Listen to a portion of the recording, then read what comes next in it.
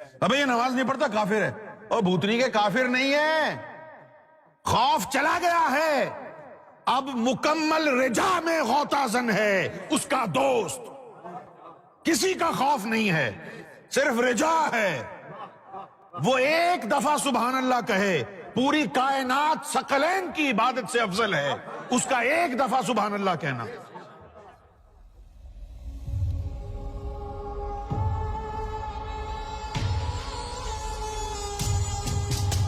میں نے سرکار کی بارگاہ میں ایک دفعہ سوال کیا کہ سرکار، ذکر قلب جاری ہونے کے بعد اکثر لوگوں سے یہ شکایت موصول ہوئی ہے کہ وہ عبادات میں سست ہو جاتے، تو سرکار اس کی کیا وجہ ہے؟ کہ وہ شیطان ان کو بہکا دیتا ہے یا کوئی اور راز ہے؟ سرکار نے فرمایا کہ جب انسان کا قلب جاری ہوتا ہے تو اس کی دل کی دھڑکنیں اللہ اللہ کرتی ہیں، صحیح ہے؟ سلطان باہو نے کہا کہ تیرے دل نے ایک دفعہ اللہ کہا، تجھے 72,000 قرآن شریف پڑھنے کا ثواب ملے گا۔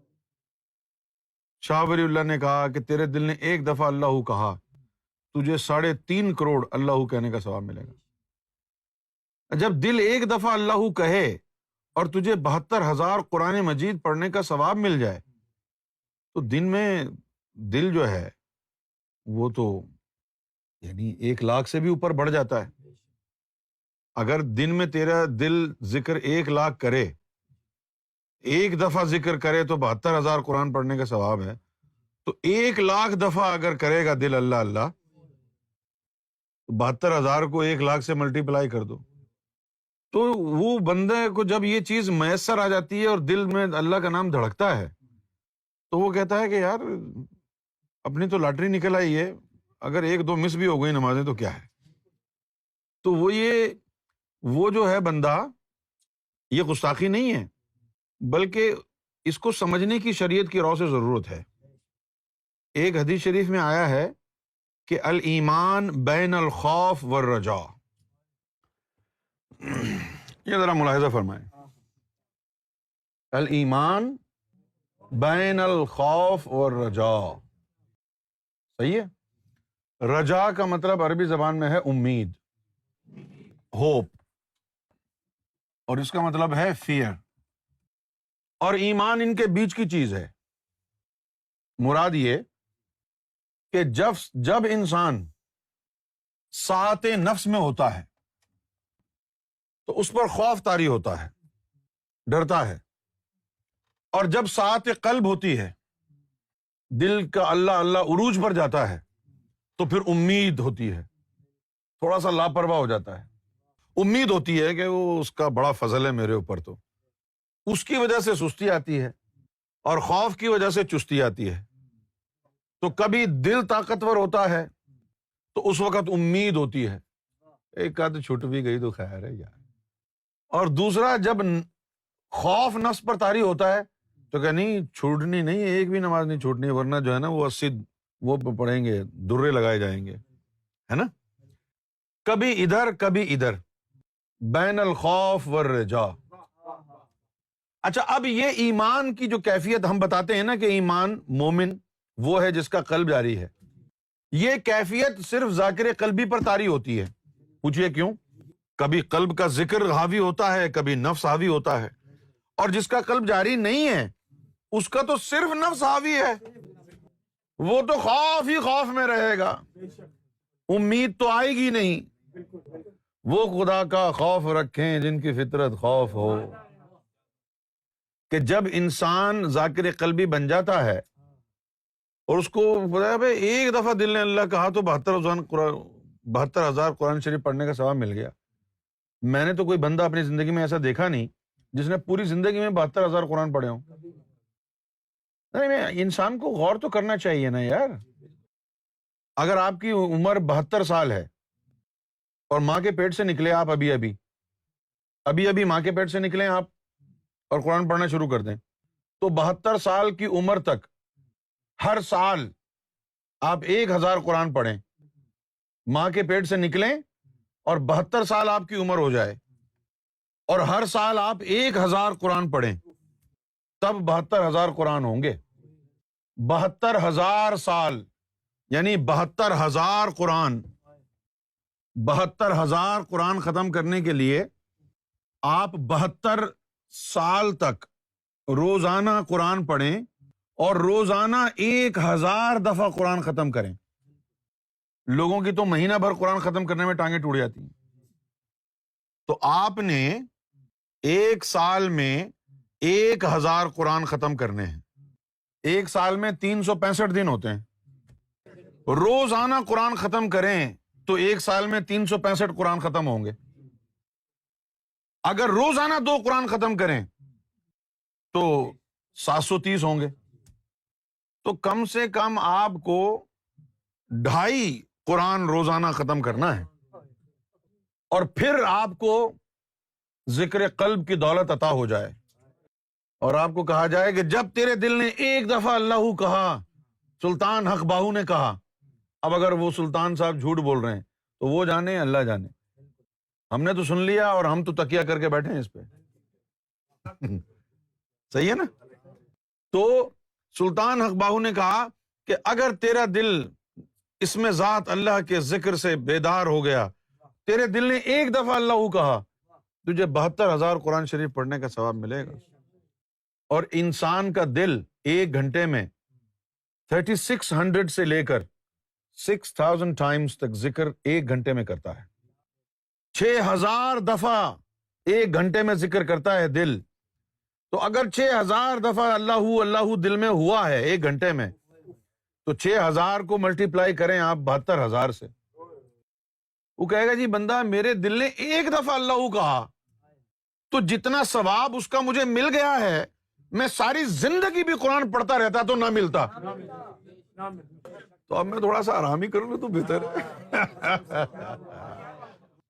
تھوڑا آرام ہی کر لیں.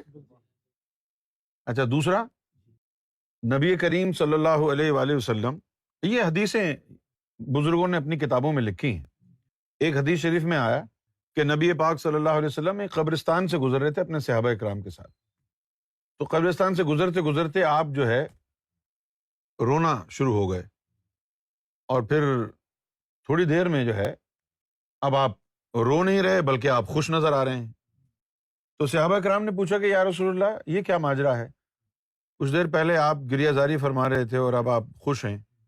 تو آپ صلی اللہ علیہ وسلم نے فرمایا کہ جب میں قبرستان میں داخل ہوا تو میں نے دیکھا یہاں مردوں پر عذاب ہو رہا ہے.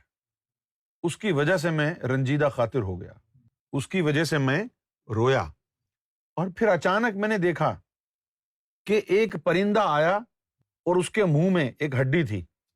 وہ ہڈی اس نے قبرستان میں پرندے نے گرائی، اور اس ہڈی کے گرنے کی برکت سے تمام جتنے بھی مردے تھے قبرستان میں جن پر عذاب ہو رہا تھا، اللہ نے سب کو معاف کر دیا. پھر فرمایا کہ پوچھو گے نہیں کہ وہ ہڈی کس کی تھی؟ وہ ایک ذاکر قلبی کے جسم کی ہڈی تھی. ذاکر قلبی کے جسم کی ہڈی قبرستان میں گر گئی اور پورے قبرستان والوں کی عید ہو گئی. تو اس کا اپنا حال کیا ہوگا ذاکر قلبی کا؟ تو اس راز کو، اس حکمت کو سمجھنے کی کوشش کریں کہ جب کسی کا ذکر قلب جاری ہو جاتا ہے تو وہ عبادت میں سست جو ہو رہا ہے نا، اس کی وجہ ہے، اس کی وجہ ہے. اب اس کی وجہ کیا ہے کہ بھئی ایک آدمی روز، جیسے میں مثال ابھی بھی دے رہا تھا کہ روز وہ کام کرنے کے لیے جاتا ہے اور ڈیلی ویجز کے اوپر اس کا گزارا ہے، اور پھر اچانک اس کی جو ہے 30-40 ملین ڈالر کی لاٹری نکل آتی ہے. اور پھر آپ اس کو آگے کہہ رہے ہیں ابھی تو کام پہ کیوں نہیں گیا، بھوکا مر جائے گا، کیوں نہیں گیا کام پہ تو؟ وہ کہے جی میری لاٹری نکلی ہے یار. نہیں، لاٹری اپنی جگہ، لیکن کام کر تو ورنہ بھوکا مر جائے گا. بولے گا ابے کوکے ڈھکن، تیرا دماغ خراب ہو گیا ہے. ابے میری لاٹری نکلی ہے 40 ملین کی، اس لیے نہیں گیا میں آج کام پہ. لیکن وہ یہی کہا جا رہا ہے ابے تو کام پہ نہیں جائے گا نا تو بھوکا مرے گا. اور وہ کہہ رہا ہے کہ بھائی لاٹری میری نکلی ہے، اب مجھے ضرورت ہی نہیں ہے جانے کی. اور یہ بات اس کو سمجھ میں نہیں آ رہی کہ لاٹری نکلتی ہے تو کیا ہوتا ہے. اسی طرح آج کے لوگوں کو یہ بات سمجھ میں نہیں آ رہی کہ ذاکر قلبی بنتا ہے تو کیا ہوتا ہے. آدمی جو ہے سو رہا ہے، اب یہ شان ہے ذاکر قلبی کی، آدمی سو رہا ہے اور اس کا دل اللہ اللہ کر رہا ہے، وہ سو رہا ہے پھر بھی اس کا دل اللہ اللہ کر رہا ہے، 72,000 قرآن پڑھنے کا ثواب ہر لمحہ مل رہا ہے اس کو۔ کتنی خوبصورت سنت ہے نا یہ۔ حضور پاک نے فرمایا کہ ہماری آنکھیں سوتی ہیں، ہمارا دل نہیں سوتا۔ تو جو سنت تم کو عذاب قبر بھلا دے، تم سے یوم محشر کی سختیاں دور کرا دے، پل صراط کا مسئلہ حل کر دے، اس سنت کی طرف کیوں نہیں جا رہے تم پگڑیوں کی طرف کیوں جا رہے ہو؟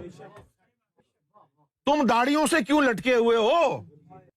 تم اس سنت کی طرف کیوں نہیں جا رہے کہ جس سنت پر عمل ہو جائے تو تیری ہڈیاں قبرستان کو بخشوا دیں؟ پھر سرکار نے تریاق قلب میں ایک اور واقعہ درج فرمایا منظوم انداز میں۔ پوچھا موسیٰ نے اللہ سے، تجھے کوئی پائے تو پائے کہاں؟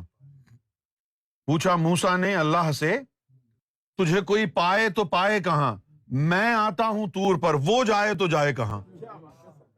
پوچھا موسیٰ نے اللہ سے، تجھے کوئی پائے تو پائے کہاں؟ میں آتا ہوں طور پر، وہ جائے تو جائے کہاں؟ گر ہو کوئی مشرق میں پیدا تو وہ طور بنائے کہاں؟ گر ہو کوئی مشرق میں پیدا تو وہ طور بنائے کہاں؟ آئی آواز ہوتا ہوں ذاکر کے قلب میں، زمین پر ہو یا آسماں۔ آئی آواز ہوتا ہوں ذاکر کے قلب میں، زمین پر ہو یا آسماں۔ پھر کہا اللہ نے، میں ناراض ہوں تجھ سے اے موسیٰ۔ پھر کہا اللہ نے، میں ناراض ہوں تجھ سے اے موسیٰ، میں کل بیمار تھا تو دیکھنے تک نہ آیا۔ کہا موسیٰ نے، ہوتا ہے بیمار تو، یہ انداز کیا، راز کیا؟ کہا موسیٰ نے، ہوتا ہے بیمار تو، یہ انداز کیا، راز کیا؟ بیمار تھا تیرے محلے میں ذاکر قلبی، کیا میں اس میں نہ تھا؟ اب اتنے بڑے اولو العزم پیغمبر سے باز پرس ہو رہی ہے کہ تو ذاکر قلبی بیمار تھا، تو ملنے نہیں گیا۔ اب ایک دوسرے ذاکر قلبی کو کتنی محبت ایک دوسرے سے کرنی چاہیے، کتنا خیال رکھنا چاہیے۔ جب ذاکر قلبی کے بیمار ہونے پر ایک اولو العزم رسول نہیں گیا تو اللہ تعالیٰ ناراض ہو گیا اس سے۔ اب اس کی شان کیا ہوگی ذاکر قلبی کی کہ اللہ تعالیٰ ناراض ہو گیا موسیٰ علیہ السلام سے کہ بھئی تو بخار تھا اسے، تو اس سے ملنا ہی نہیں گیا۔ تو جس کو یہ مقام اور یہ مرتبہ عطا ہو گیا کہ اس کے دل کی دھڑکنیں اب اللہ اللہ کر رہی ہیں، ایک دفعہ کرے 72,000 قرآن کا ثواب ملے، اور سرکار گوھر شاہی بغیر کسی رکاوٹ کے، بغیر کسی ڈسکریمنیشن کے، بغیر کسی ڈفرنس کے، ریزرویشنز کے، بغیر کسی کمٹمنٹ کے، پوری انسانیت کو، ہندو، مسلم، سکھ، عیسائی، یہودی، جو کسی مذہب میں نہیں ہے ان کو بھی یہ دولت یوں بانٹ رہے ہیں اور تمہیں ہیرا بنا رہے ہیں۔ سرکار گوھر شاہی کی اس عطا پر تو ہمیں سرکار گوھر شاہی کے قدموں کی خاک میں گم ہو جانا چاہیے۔ سرکار کے